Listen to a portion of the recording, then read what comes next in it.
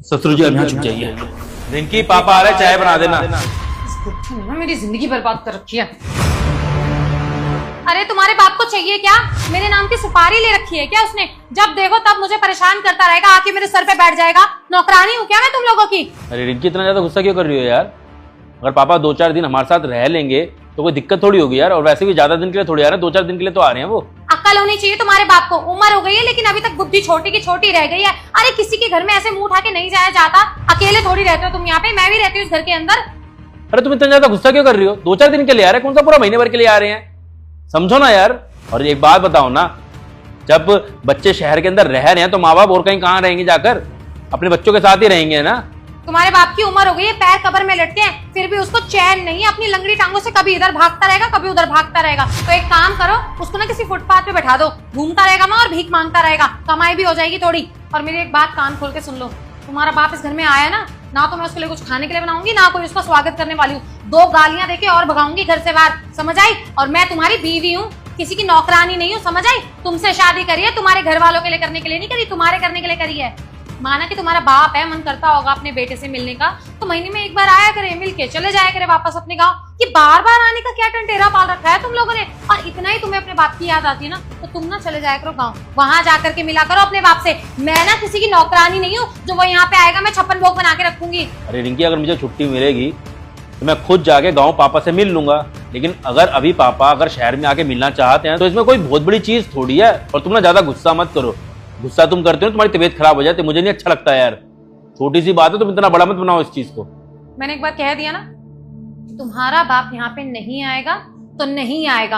और अगर गलती से आ भी गया ना तो ऐसा जलील करूंगी ना कि अपनी शक्ल तक नहीं देख पाएगा वो शीशे में दोबारा कभी। तुमको पता है ना रिंकी, सिर्फ तुम्हारे इसी व्यवहार की वजह से ना पापा यहाँ शहर में हमारे साथ नहीं रहते, गाँव के अंदर रहते हैं। तुम इस चीज की वजह हो। पर एक चीज बताओ, अगर वो गांव में रहते हैं, अगर 2-4 दिन यहाँ पर आकर रह लेंगे हमारे साथ में, तो कौन सा पहाड़ टूट पड़ेगा यार? तुम तो बहुत ज्यादा ही बदतमीज होती जा रही हो।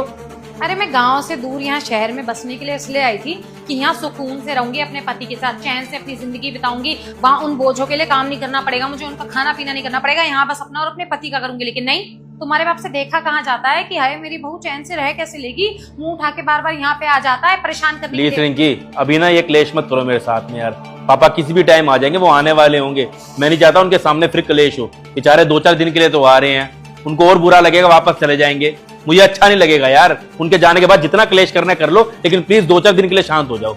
अच्छे से पता है तुम्हें कि तुम्हारा बाप यहाँ पे आता है ना तो कितना परेशान करता है। सुबह 4 बजे चाय की डिमांड कर देंगे, फिर 8 बजे उनको हलवा खाना होता है। अरे ऐसे नहीं चलता है घर में। मैं किसी के लिए कोई काम नहीं करूंगी। और अगर तुम्हारा बाप यहाँ पे आ गया ना तो बहुत बुरी लड़ाई हो जाएगी। मैंने ये याद रखना, पूरी सोसाइटी देख लेगी कि असलियत है क्या तुम्हारे घर वालों की। देखो रिंकी, अब ना चिल्ला के कोई फायदा नहीं है, ना गुस्सा करके कोई फायदा है। पापा गाँव से निकल चुके और किसी भी टाइम आधे पौने घंटे में यहाँ पहुंचने वाले होंगे।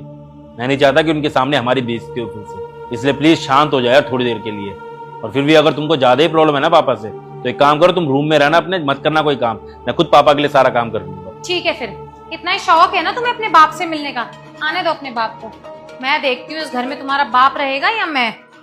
वाह बेटा वाह, शाबाश। यही सब तो सिखाया है ना मैंने तुझे, है?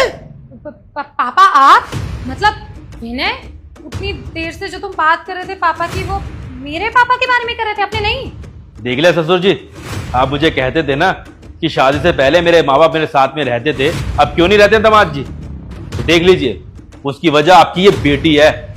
अगर ऐसा व्यवहार करेंगे तो कौन रहेगा मेरे साथ में फिर? और आज से पहले अगर मैं आपको बताता ना तो शायद हो सकता है एक बार को आपको विश्वास ना होता मेरी बात पर, लेकिन आज मैंने आपको प्रैक्टिकल दिखाया है कि कैसे ये लड़की एक बुजुर्ग आदमी के साथ में और औरत के साथ में इतनी बदतमीजी करती है कि उनको गाँव रहना पड़ता है, जबकि उनका बेटा शहर में रहता है, अच्छा खासा कमाता है।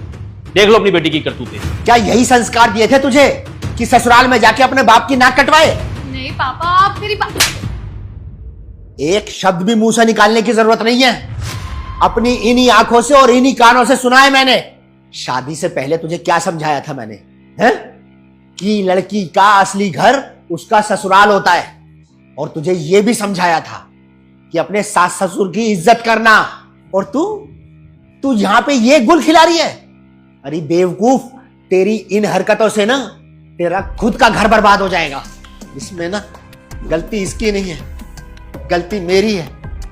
शायद मैं ही इसे सही से संस्कार नहीं दे पाया, इसकी गलती के लिए ना दामाद जी मैं आपके आगे हाथ जोड़ रहा हूं, माफ कर दीजिए इसे। देखिए ससुर जी, मेरे आगे हाथ मत जोड़िए प्लीज। आप मेरे पिता के समान हैं। मैंने आपको यहाँ कोई बेइज्जत करने के लिए नहीं बुलाया। बस मैं आपको चाहता था कि आपको पता लगे कि आपकी बेटी का क्या व्यवहार है, कैसे इसकी आदतें हैं, कैसे मुझे और मेरे माँ बाप को टॉर्चर करती है। बाकी आपकी कोई गलती नहीं, आप प्लीज माफी मत